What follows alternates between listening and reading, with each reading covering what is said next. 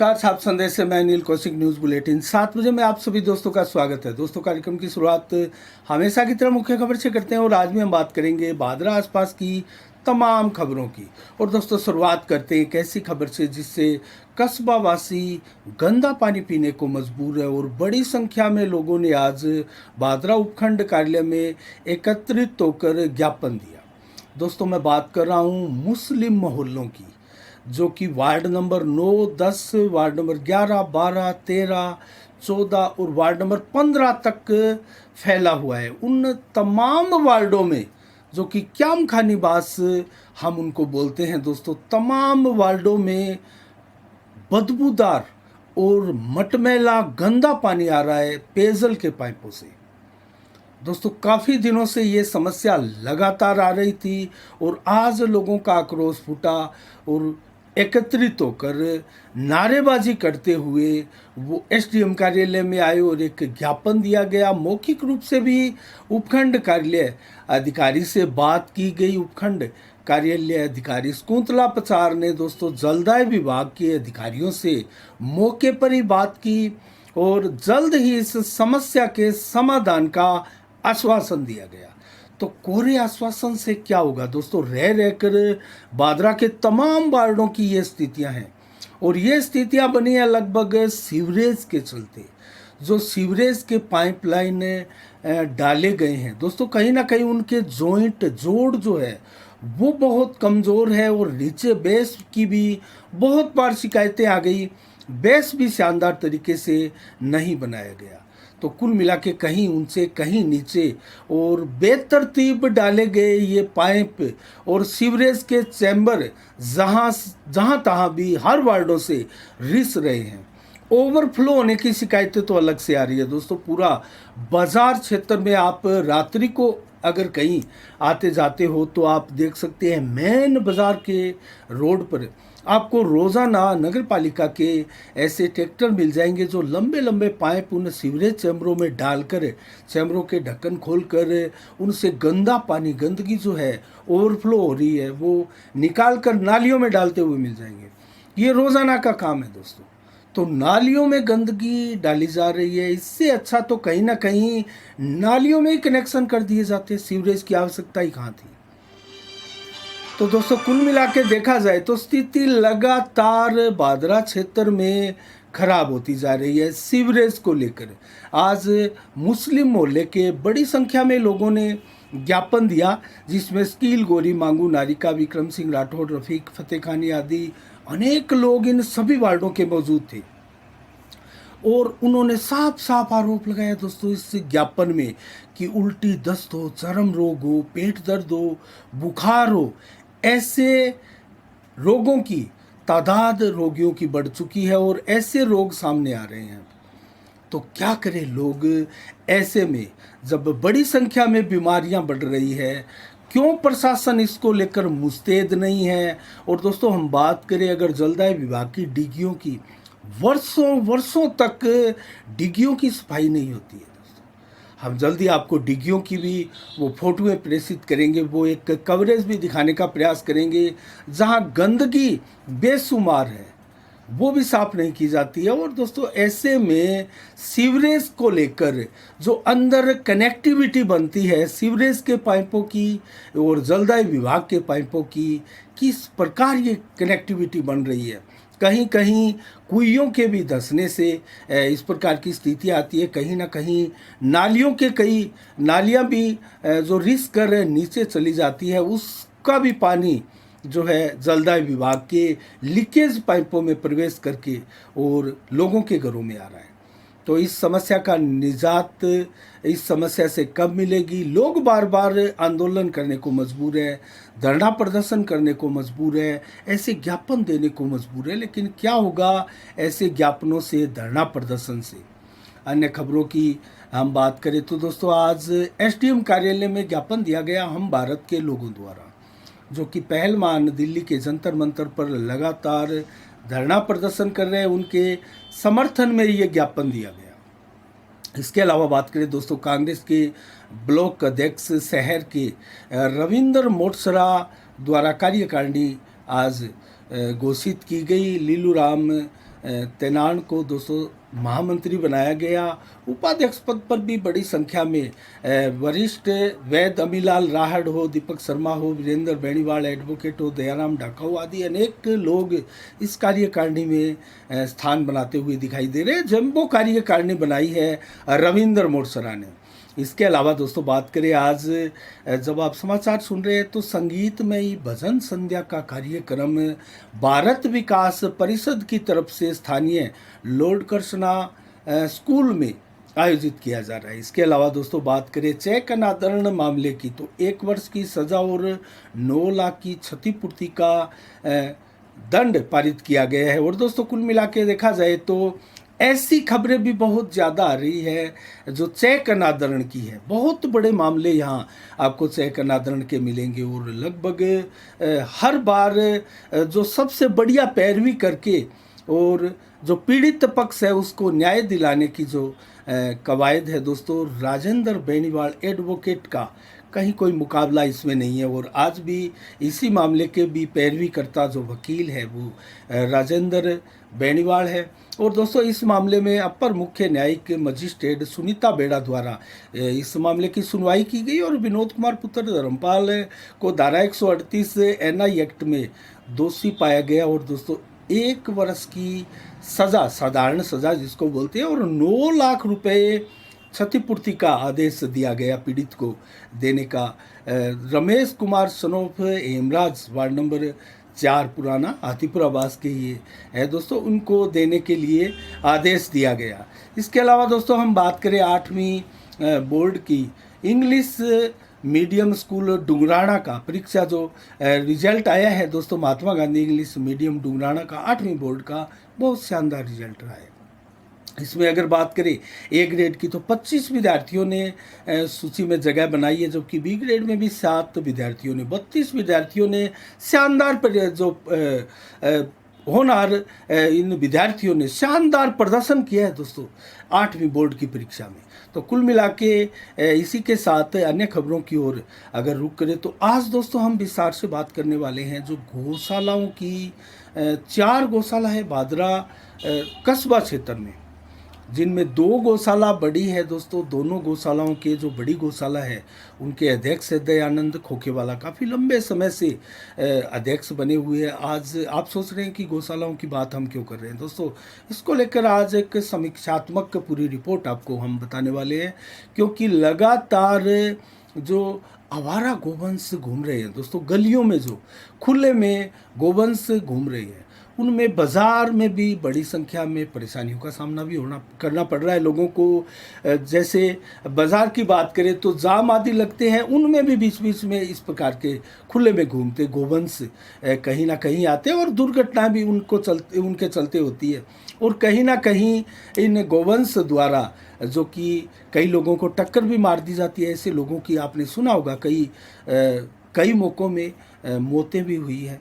और एक महिला भी पीछे कई दिन पहले इसको लेकर दम तोड़ दिया था, हिसार उनको ले जाया गया था। तो कुल मिला के इस प्रकार की घटनाएं जो खुले में गोवंश है उनको लेकर घट रही है। और बाईपासों की बात करें तो दोस्तों बड़ी संख्या में बाईपास आदि पर ये गोवंश खुले में घूमता है, तो रात्रि को दिखाई भी नहीं देता है। और बहुत सी संस्था है, किसी द्वारा ये अभियान नहीं चलाया जा रहा है कि इनके गले में कोई रेडियम का पट्टा डाल दिया जाए ताकि रात्रि को कोई दुर्घटना ना हो। इसीलिए दोस्तों हम आज बात कर रहे हैं कि दुर्घटनाएं बहुत बार हुई है, आपने देखी भी, आपको याद भी होगा 10-15 दिन पहले पटवा के नज़दीक एक सांड को बचाने के चक्कर में दोस्तों बहुत बड़ी दुर्घटना हुई थी जिसमें 4-5 लोगों की मौतें हुई थी। अभी परसों ही एक करणपुरा के पास कार एक्सीडेंट हो गई थी, पेड़ में लगी थी, वो भी किसी गोवंश को बचाने के चक्कर में। उसमें सवार 4 में से 2 घायल हो गए थे और 2 लोगों ने दम तोड़ दिया था दोस्तों। तो कुल मिला के देखा जाए तो गोवंश के चलते भी इस प्रकार की दुर्घटनाएं सड़कों पर आम बात है। और हम बात कर रहे हैं गौशालाओं की। भादरा क्षेत्र में, हम भादरा की अगर बात कर ली जाए, हर कस्बा क्षेत्र में इस प्रकार की अनेक गौशालाएं 3-4 की संख्या में संचालित होती है, लेकिन भादरा में 4-4 गौशालाएं संचालित की जा रही है। लेकिन फिर भी खुले में गोवंश आप घूमते हुए देखेंगे। इसका रीज़न क्या है, इसका कारण क्या है, इसकी जवाबदारी किसकी है? क्यों खुले में गोवंश घूमता है? जबकि हम बात करें तो गौशालाओं को सरकारों से अनुदान भी मिलता है। दानदाता भी दिल खोल कर गौशालाओं को दान देते हैं। हमने कल भी एक दानदाता के बारे में आपको बताया। दर्जन से अधिक गौशालाओं में 50-50 हज़ार रुपये का दान, ऐसे दानवीर भी बहुत है। 50-50 हज़ार रुपये का दान हर गौशाला में, लगभग 15 गौशाला में। तो ऐसे दानवीर भी है। दुकानों में भी बड़ी संख्या में गौशाला के डब्बे लगे होते हैं दोस्तों, वहाँ भी लगभग कोई 10, 20, 50, 100 रुपये डालते हैं। तो इस प्रकार से भी दान आता है और चंदा भी इकट्ठा किया जाता है। गोपाष्टमी के अवसर पर हो या वैसे ही हो, गौशालाओं के लिए उस समय भी दिल खोलकर लोग दान देते हैं। और गली गली में रिक्शा भी संचालित किया जाता है, जहाँ लोग रोटी वगैरह अन्न दान भी देते हैं, नकदी भी देते हैं। इसके अलावा बात करें तो बादरा गौशाला के अधीनस्थ कई दुकानें भी हैं दोस्तों, उनका किराया भाड़ा भी आता है। करोड़ों की संपत्ति है, प्रॉपर्टी है गौशाला के अधीनस्थ। और हम बात करें तो एक मैरिज प्लेस भी बन रहा है वीडीएस प्लेस के पास। एक बामासा ने दोस्तों अपनी करोड़ों की ज़मीन दान दी और वो मैरिज प्लेस भी बना कर दे रहे हैं। तो इस प्रकार मैरिज प्लेस तक है, सोर्सेज मैं बता रहा हूँ गौशालाओं के लिए। लेकिन उसके बावजूद भी एक टिकमणी धर्मशाला भी है बादरा में, गौशाला के अधीनस्थ, जो कि रेलवे स्टेशन पर है। फिर भी गोवंश आवारा गलियों में घूमता है, उनको गौशालाओं में नहीं लिया जाता है। और कई बार घायल गोवंश के लिए भी आमजन भी अगर गौशाला अध्यक्ष को या किसी को फ़ोन करते हैं ऐसे गौ सेवक को, तो वो बड़ा सूखा सा रूखा सा जवाब मिलता है कि जगह नहीं है गौशाला में। दोस्तों आखिर क्यों जगह नहीं है? क्या इतनी कंजस्टेड है गौशालाएं कि उनमें जो बाज़ार में 20, 30, 50 या 100 के करीब गोवंश घूम रहे हैं, उनके लिए स्थान नहीं है? चलो और गौशालाएं तो है, छोटे स्तर पर है, बहुत दान पर ही निर्भर है, लोगों के द्वारा जो दिया जाता है, और बहुत कम सीमित उनकी व्यवस्थाएं हैं। लेकिन 2 बड़ी गौशाला तो बादरा में दयानंद खोखेवाला के अधीनस्थ है, उनकी अध्यक्षता में संचालित हो रही है। उनमें क्यों ना इन गोवंश को लिया जा रहा है दोस्तों? क्यों, कब कस्बावासी इसको लेकर आवाज़ बुलंद करेंगे? इसको लेकर बैठक में कोई प्रस्ताव पारित किया जाएगा क्या? गौशालाओं की जो बैठक होती है तो इस विषय पर कभी वार्ता नहीं होती क्या? लोग जो मेंबर है गौशाला में दान देते हैं, इस प्रकार की आवाज़ नहीं उठाते हैं बैठकों में? और इसका रीज़न क्या है?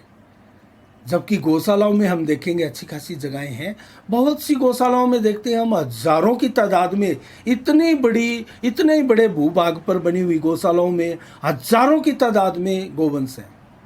लेकिन यहाँ तो वो भी इतनी भी बात नहीं है, उसके बावजूद खुले में घूमता है गोवंश। इसको लेकर कस्बा वासियों को बाकायदा सोचने की आवश्यकता है और इसको लेकर इनकी व्यवस्था करने की आवश्यकता है। बेशक गलियों में इनको पीने के लिए पानी भी मिल जाता होगा, कहीं धर्मपुर करने वाले लोग घरों से रोटियां भी दे देते होंगे, बहुत से इनको चारा भी डाल दे देते होंगे। बहुत सी जगह कस्बे में ऐसी बनी है, गलियों में, सड़कों में, वार्डों में उनके लिए पानी की, चारे की, हर चीज़ की व्यवस्थाएं गौशाला की तरह ही की जाती है। लेकिन क्या वो दान सीधा आप गौशाला में नहीं दे सकते? और ऐसे गोवंश के लिए गौशाला में रखने की कवायद शुरू नहीं हो सकती, उनसे निवेदन नहीं किया जा सकता, मिला नहीं जा सकता अध्यक्ष से, गौशाला के अध्यक्ष से। इसको लेकर दोस्तों जवाब देना चाहिए गौशाला अध्यक्ष को। और हम भी जल्द ही एक साक्षात्कार उनसे करना चाहेंगे, दयानंद खोखेवाला से, इन्हीं गायों को लेकर। आखिर रीज़न क्या है, क्या मजबूरियां हैं कि इन खुले में जो 150 के करीब गोवंश हमें दिखाई दे सकता है, हो सकता है उनकी संख्या 200 के करीब हो, जो बादरा आसपास बाईपास पर और गलियों में घूमता है। इससे ज़्यादा तो दोस्तों दिखाई नहीं देती। तो क्या रीज़न है कि गौशालाओं में इनको स्थान नहीं मिल पा रहा है? क्या इनमें से अधिकांशतः सांड है इसलिए उनको नहीं लिया जा सकता? दोस्तों बड़ी संख्या में गौशाला में हम देखते हैं अलग से गोदों की सांड की भी व्यवस्थाएं की जाती है। तो भादरा गौशाला में ऐसी व्यवस्थाएं क्यों नहीं हो सकती, जबकि आपने देखा है हर महीने ऐसा कोई ना कोई दुर्घटना और ऐसी घटनाएं होती है जिससे लोगों को नुकसान भी होता है, जान माल की भी हानि होती है। दोस्तों खुले में घूम रहे पशुओं के चलते, और कहाँ गई वो संस्थाएं जो इनको इनके गले में या इनके कोई इस प्रकार का जो रेडियम का पट्टा है वो नहीं डालते, जबकि अनेक इस प्रकार के कार्य करते हैं। कई ऐसे संगठन भी हैं जो काम करते हैं इस दिशा में, लेकिन बहुत सीमित, लगातार इस तरीके के अभियान नहीं चलाए जाते हैं। आपने कितने गायों के गले में रेडियम के पट्टे देखे होंगे? भादरा आसपास की बात कर रहा हूँ मैं। अगर आप भादरा आसपास गाँव से हैं तो अपने गांव में और आसपास आपने कितने जो खुले में घूमने वाले गोवंश है उनके गले में रेडियम के पट्टे देखे होंगे। ये बात लागू है दोस्तों गांवों की जो संस्था है उन पर भी। आप भी अभियान चला सकते हैं अपने गांव के आसपास जो गोवंश है, बेशक उनकी संख्या तो कम होगी, तो उनमें आप उनके गले में रेडियम का पट्टा डाल सकते हैं, ताकि रात्रि को वो मुख्य सड़क के ऊपर चले जाए घूमते हुए विचरते हुए, तो कहीं ना कहीं वाहनों के लिए सुविधा ना हो और दुर्घटना का कारण ये गोवंश ना बन जाए, किसी की जान ना चली जाए। गायों की भी जान जाती है दोस्तों ऐसे में। बहुत बार हमने देखा है इस प्रकार सड़कों पर गोवंश की मौतें भी होती है वाहनों से टकराने के चलते। तो इन सारी चीज़ों से निजात दिलाने के लिए कब कस्बावासी जागरूक होंगे और इसको लेकर बैठक करेंगे? दोस्तों हम जल्द ही इसको लेकर एक साक्षात्कार दयानंद खोखेवाला से करना चाहेंगे, तो वो भी आप देखिएगा। और दोस्तों 17 मई को आज क्या विशेष दिवस है? 1951 को पंकज उधास बेहतरीन गज़ल गायकार रहे हैं भारत के, उनका जन्म आज के दिन हुआ था। और दोस्तों श्याम राम से बेहतरीन निर्देशक और भूतों की फिल्म बनाने के लिए ये प्रसिद्ध रहे हैं। 1952 को आज के दिन उनका भी जन्म दिवस आज धूमधाम से मनाया जाता है। और धीरेन्द्र वर्मा बेहतरीन कवि हिंदी के और ब्रजवासी भी, 1897 में उनका भी आज के दिन जन्म दिवस है और धूमधाम से लोगों द्वारा मनाया जा रहा है। और दोस्तों हम बात करते हैं मंडियों में भाव की, तो शुरुआत करते हैं इलाहाबाद मंडी से। नरमा आज 7350 रुपये इलाहाबाद मंडी में। सरसों के भाव 4811, ग्वार के भाव 4811 और चना के भाव 4750, जौ के भाव 1780, अरंडी के भाव 5557 रुपये प्रति कुंटल, तारा मीरा 4900 रुपये प्रति कुंटल बिका है। जबकि सिरसा मंडी में नरमा बिका है 7586 रुपये प्रति कुंटल। सरसों बिकी है सिरसा मंडी में 4700, गुवार बिका है 5415 और गेहूँ बिका है 2150, जौ बिका है 1750 अधिकतम मूल्य में। और आदमपुर मंडी में नरमा बिका है 7591, सरसों बिकी है 4669, जबकि गुआर बिका है 4740, चना के भाव रहे 4517 रुपये प्रति कुंटल। और बात करें हम मौसम के मिजाज की, तो 17 मई को आज 37 से 42 डिग्री टेम्परेचर मैक्सिमम रहा और लगभग 40 से 50 किलोमीटर की रफ्तार से हवाएं भी चली। कई जगह आंधी आपने देखी होगी, वो आंधी लगभग जो 50 किलोमीटर 40 किलोमीटर की रफ्तार से हवाएं चलती है, तो लगभग धूल भरी आंधी और तेज़ हवाएं मिनी तूफान के रूप में हम इसको कह सकते हैं। और लगभग 100% ही बादल आसमान में आज दिन भर छाए रहे। तेज़ धूप ज़रूर बीच में निकली थी। 0.6 mm बरसात की भी आज हल्की चेतावनी थी, कहीं कहीं हल्की बूंदाबांदी भी हुई है। देर शाम को भी 33 से 35% ही टेम्परेचर रहेगा। 14 से 61 किलोमीटर की रफ्तार से रात्रि को चलेगी हवा। रात्रि को भी तूफान आंधी की चेतावनी है और 0.9 mm बरसात की भी चेतावनी है। 100% बादल आसमान में छाए रहेंगे। 18 मई को कल कैसा रहेगा मौसम का मिजाज? 29 से 36 डिग्री टेम्परेचर दिन में रहेगा, 38 से 40 मैक्सिमम दोपहर को, 33 से 37 देर शाम को। जबकि 7 से 25 किलोमीटर की रफ्तार से हवाएं दिन में चलेगी, जबकि 11 से 36 किलोमीटर की रफ्तार से देर रात्रि को कल 12 बजे चलेगी। लेकिन 0.5 से लेकर 7 mm तक बरसात कल भी दिन में हो सकती है, ये मौसम विभाग की चेतावनी। और रात्रि को भी 0.8 mm बरसात हो सकती है। 29 से 33 डिग्री टेम्परेचर रात्रि को, और 11 से 36 किलोमीटर की रफ्तार से हमने आपको बताया हवाएं भी चलेगी। तो ये रहा दोस्तों मौसम का मिजाज आज के 7 बजे के बुलेटिन के मुख्य समाचार। आज के लिए इतना ही। कल ठीक शाम 7 बजे फिर आपसे रूबरू होंगे नई खबरों के साथ, नई समीक्षा के साथ। तब तक के लिए आप अपना बहुत बहुत ख्याल रखिएगा। मुझे दीजिएगा इजाज़त। आप संदेश से मैं अनिल कौशिक।